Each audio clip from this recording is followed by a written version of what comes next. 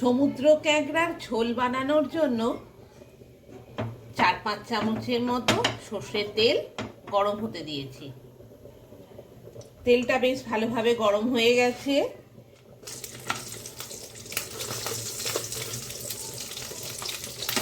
ক্যাঁকড়ার একটা সাইড ভাজা হয়ে গেছে, এবার উল্টে দিচ্ছি অন্য সাইডটা ভেজে নেওয়ার জন্য। ক্যাঁকড়ার দুটো সাইডই ভালোভাবে ভাজা হয়ে গেছে, এবার কড়াই থেকে তুলে নিচ্ছি। এবার 2 পিস মাঝারি সাইজের আলু 4 পিস করে নিয়েছি আর খোসা ছাড়িয়ে ধুয়ে রেখেছি। আলুগুলো লাল লাল করে ভাজা হয়ে গেছে, এবার কড়াই থেকে তুলে নিচ্ছি।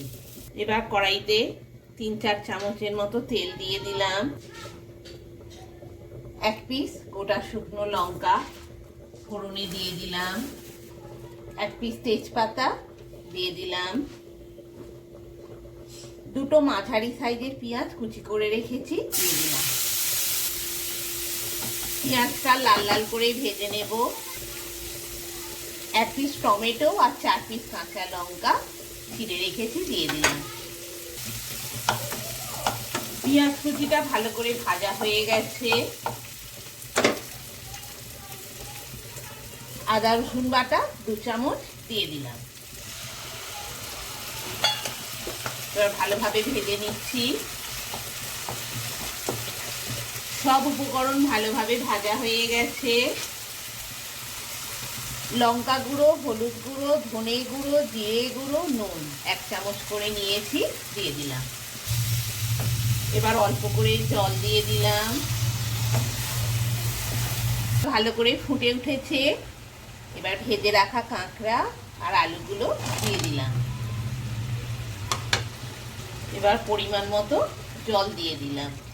আলুটা সেদ্ধ হবে, কাঁকড়াগুলো রান্না হবে।